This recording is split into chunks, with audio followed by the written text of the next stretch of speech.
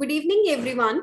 On behalf of TaskMed, I would like to welcome you all to Medcast, Insights into Healthcare, a learning initiative by TaskMed. Today, it's a great pleasure to have with us Dr. Sukriti Bhalla, who is an Associate Consultant Cardiologist at Akash Super Speciality Hospital, New Delhi. We welcome you, Doctor. Thank you so Doctor, much. we look forward to hear from you on today's topic of discussion, Mexaletine, an unexplored antiarrhythmic drug. Over to you, Dr. Sukriti. Yeah. Thank you so much for giving me this opportunity. Thank you, Taskmat, for organizing this event. And without wasting much time, I would start my session on an important topic yet unexplored, as it has already been mentioned in the title. That is about a drug called Mexilitine, which is an unexplored antiarrhythmic drug. Even as a cardiologist, I haven't actually used it much in my clinical practice. So it is good that this is a learning curve and we can initiate drugs which will help our patients in the management of ventricular arrhythmias. So, whatever data we have, we always like to have some kind of data from Indian subcontinent. So, a major data is from United States. The estimated rate of approximately 300,000 deaths happen per year due to ventricular tachycardias or ventricular fibrillations. The data from Indian subcontinent, the Indian Panorams HF heart failure registry has shown the incidence of VT and VF was observed to be 4.5% in patients with heart failure. So this data was published in the Indian Heart Journal in the year 2017. That's quite high, you know. So the um, so when we talk about anti-arrhythmic drugs or the therapeutic strategies for management of ventricular tachycardias, the first thing that comes to our mind is an anti-arrhythmic drug. You know, we are all worried when a patient suffers from a ventricular tachycardia. So, what are the indications of using an anti-arrhythmic drug? The first line management for ventricular tachycardia or a ventricular VT storm. You know, we have more than 3 episodes of ventricular tachycardia during a day. The advantage of using an oral or an IV antiarrhythmic drug is that it is inexpensive, the action is rapid, and in case a patient is on an intracardiac defibrillator, the frequency of shocks is less, so it is less painful for a patient. Some of the disadvantages that usage of antiarrhythmic drugs may have is the contraindications. Not all patients are advisable to use antiarrhythmic drugs, and certain side effects that each antiarrhythmic drug has. You know, in fact, all medications come with some kind of side effects, and also once you're on an antiarrhythmic therapy, it is a lifelong drug therapy. What are the other management therapeutics that are good in ventricular tachycardia? Is one is the ICD, which is used for the secondary prevention from VT or VT primary prevention with ischemic or non-ischemic cardiomyopathy. It has a great benefit, mortality benefit proven in various trials. Although it does not prevent VT increase, but it does, and hence it, in case patient still keeps having VT, so increased mortality rates with shocks, infections due to procedural complications always comes with ICDs. The catheter ablation, VT storm is an indication, recurrent or idiopathic VT. The recurrent VT burden and frequency of ICD decrease in the need of AADs. That is the advantage of catheter ablation. The disadvantage is invasive procedural complications, potential need for repeat procedures. Not all pathways can be ablated. Not all spots, not all areas can be ablated within a catheter ablation. And lastly is the sympathetic denervation for refractory VT. The advantage is the reduction of the VT burden and the frequency of ICD shocks. Certain disadvantages for it is limited evidence, and it is an invasive procedure, and not everybody is has the availability of a catheter ablation or a sympathetic denervation therapy. So, what are the classifications of the antiarrhythmic drugs? We all know the William Vaughan classification. We have the sodium channel blockers, that is the 1A, 1B, and 1C. We have class 2 as beta blockers, class 3 potassium channel blockers, class 4 is the calcium channel blockers, and some of the other drug classifications, which include adenosine, digoxin, or magnesium sulfate. So, here we are talking about class 1B antiarrhythmic drug that includes the mexilidine, lidocaine, and tokenamide. So what are the indications for the use of this drug is in post-MI? VT, idiopathic arrhythmic effects. So this is the class 1B drug that we are talking about tonight. So mexiletine is approved in ventricular arrhythmias. The US FDA for the treatment of ventricular arrhythmia has approved it. Even the DCGI in India indicated for the treatment of existing or anticipated ventricular arrhythmia and ectopic beats such as those found after myocardial infarction and an ischemic heart disease, or for arrhythmias induced by drugs and for idiopathic arrhythmic effects. So this is the approval from India. The ACC or Heart Rhythm Society guidelines recommend mexiletine in treatment of ventricular tachycardia. The 2017 EHA, HRS, and 2015 ESC guidelines state mexiletine is amongst the recommended antiarrhythmic agent to prevent or treat ventricular tachyarrhythmias or ventricular fibrillation, whereas 2014 Heart Rhythm Society guidelines said mexiletine is amongst the recommended AADs in patients suffering from symptomatic non-sustained ventricular arrhythmias on an adequately dosed beta blocker or a non-dihydropyridamine calcium channel antagonist so as to improve symptoms associated with arrhythmic episode. It is the class 2B level, and B is level of indication. Mexiletine is amongst the recommended antiarrhythmic drugs for patients with structural heart disease and recurrent monomorphic VT, in addition to an ICD and ablation. So this is class 2A, level of evidence is B. So mexiletine is a class 1B drug, sodium channel blocker. It is very structurally similar to lidocaine, but orally active. It inhibits the sodium current, reducing the phase 0 of the action potential curve, which is the start of the action potential. The site of action is the Purkinje fibers. Below the, this is after the bundle of His, the small fibers that the action potential, the pathway of activation. And though ERP decreased results, it increased in the effective refractory period to the action potential duration ratio. So it acts on the effective refractory period and the action potential duration. So an orally active class 1B antiarrhythmic drug which blocks the fast sodium channels and opens the potassium channels, thus reducing the rate of depolarization of the cardiac action potential. So hence mexiletine reduces the ventricular automaticity while shortening both action potential duration and the effective refractory period.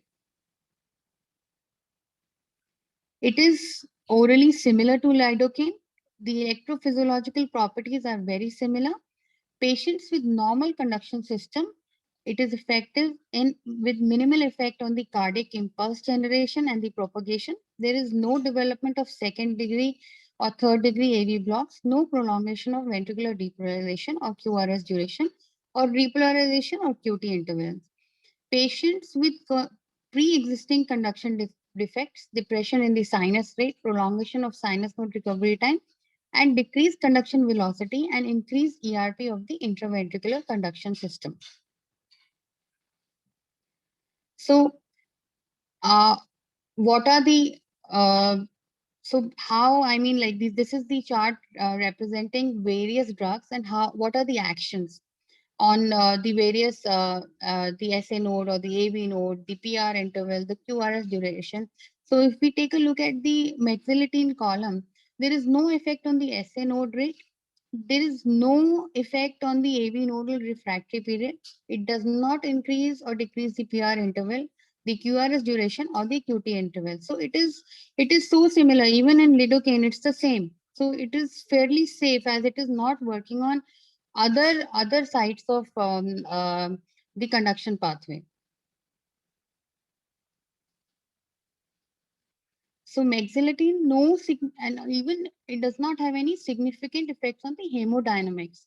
Usually small, usually not statistically significant decreases in the cardiac output. There is no significant negative inotropic effect. Hence, it keeps the heart pump intact. The blood pressure and the pulse rate remain essentially unchanged. There is mild depression of the myocardial function similar to that produced by lidocaine, has occasionally with IV therapy in patients with cardiac disease. The pharmacokinetics, we are talking about the absorption, distribution, the metabolism, and the excretion. The absorption is it is well absorbed 90% from the GI tract. The peak blood level is reached around 2 to 3 hours. Distribution is 50 to 60% bound to plasma protein with a volume distribution of 5 to 7 liters per kg. Metabolism, unlike lidocaine, its first pass metabolism is low, although maximally excreted by the liver. The elimination is approximately 10% is excreted unchanged by the kidney. In normal subjects, the plasma elimination is approximately 10 to 12 hours. What are the dose and the administration? The capsules that it comes in the capsulated form. The dosage must be individualized on the basis of response of tolerance, both of which are dose related. Administration with food or antacid is recommended.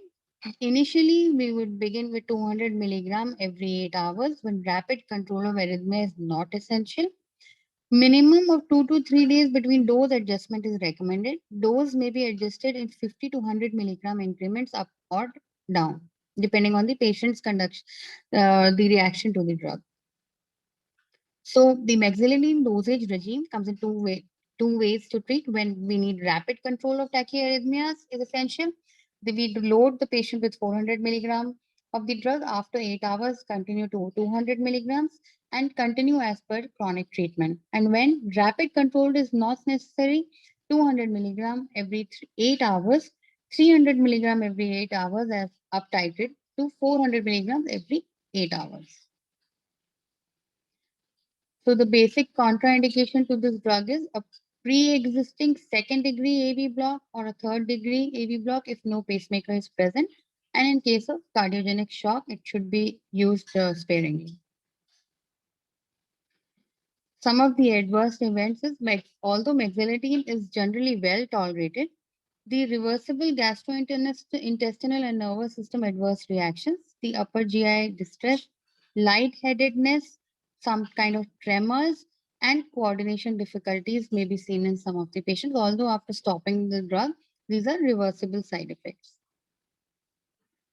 What kind of clinical data of mexiladine in ventricular tachycardia management do we have? Um, in case of a storm event or an ICD intervention, there is some data which has shown before and after treatment in the tabular form where 600 milligram per day of mexiladine was used and versus 400 milligram of mexiladine for about 8 months with patients with recurrent ventricular tachycardia or fibrillation.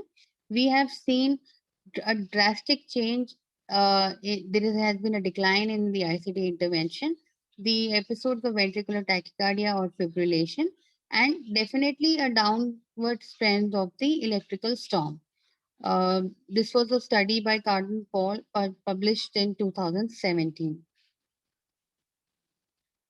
What are the other control comparative trials that have shown that significant reduction of ventricular premature beats, paired beats, and episodes of NSVT versus on usage of placebo in trials, similar effectiveness to the active agent.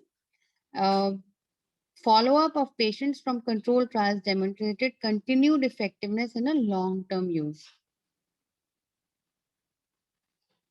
Mexiladine reduces ventricular ectopic complexes in patients with recent MI. On an average number of ventricular ectopic complexes per patient per hour, normalized by log transformation with mexiladine treatment versus placebo at baseline, 1 month and 3 months seen in a study.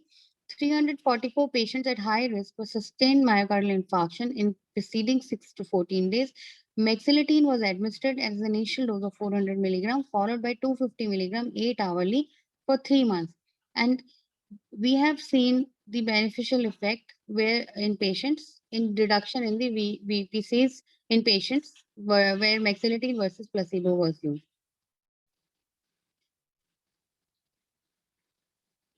So mexiladine should Should it be used as an adjunct therapy as told to us by the ESC guidelines or the Heart Rhythm Society guidelines? The treatment of an antiarrhythmic drug in ICD recipients, uh, the suppression of VT or VF or suppression of SVT to decrease the ICD shocks, appropriate VT, VF, and inappropriate SVT. It would lead to improve in quality of life.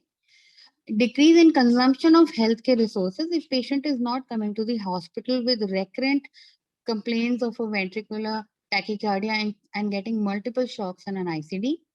The increase in the total cycle length, the patient VT is hemodynamically better tolerated, and better response is seen with the anti-tachycardia pacing. So it is good as an adjunct therapy, the antiarrhythmic therapy. Hence, mexiletine reduces VT-VF events and appropriate therapies in patients with ICD. This was also done and published in the Journal of Cardiovascular Pharmacology. Mexiletine, when added to amiodarone, reduces the VT-VF events and appropriate therapies in patients with ICD. So this was also done, and number of treated ventricular episodes, mortality, shocks from defibrillator, and electrical storm during mexiletine therapy was compared with matched placebo, and we found them lower once mexiletine was added in the trial. Mexiletine as a combination therapy to amiodarone in recurrent and refractory VT.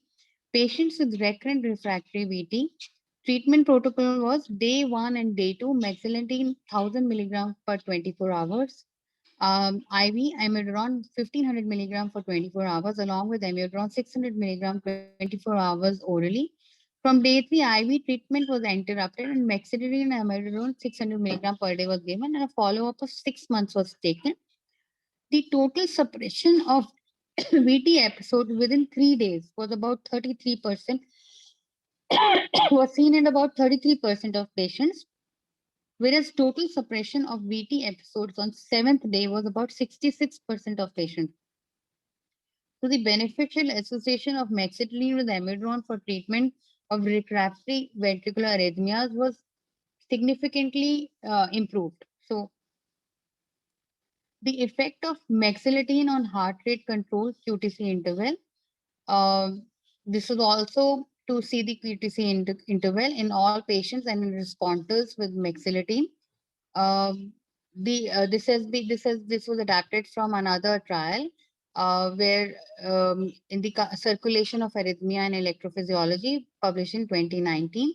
The box plot shows the mean QTC immediately before and after the mexiletine administration with matched pairs, and mexiletine importantly among patients showing shortening of the QTC of more than 40 milliseconds. The median QTC decreased even more significantly by 91 milliseconds on the right side. The effect of mexiletine on arrhythmic events in patients with long QT syndrome has also been noted, and this is also beneficial in patients with these kinds of diagnosed syndrome. The bar diagram shows us patients with pre and post usage, and definitely the arrhythmic events have decreased after mexiletine was used in this study. So mexiletine is effective in shortening QTC in patients with LQTS. Two, it may provide an additional therapeutic strategy when combined with beta blockers in patients at high risk. So to summarize, I would like to say it is indicated in sustained ventricular arrhythmias, agent with moderate potency, agent with appreciable safety, safe in LV dysfunction, safe in QT prolongation.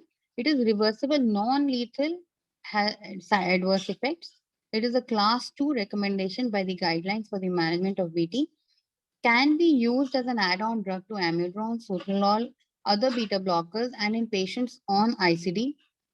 And thank you so much for your patient listening, and I would be happy to answer your queries regarding the presentation today.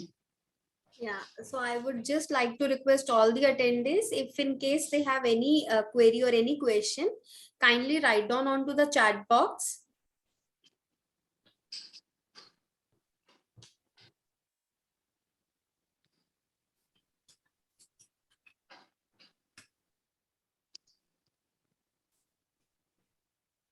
I feel, doctor, the presentation was so, what we call it as, it was so nicely done that we don't have any query. So every point of Mexgelatin, every point of where it is to be used and how it is to be used, it is being taken by you, ma'am, nicely. Thank So, you. yeah, so ma'am, let me conclude the session. So thank you, Dr. Sukriti, for joining with us today. It was really an insightful discussion for us as well as for our listeners.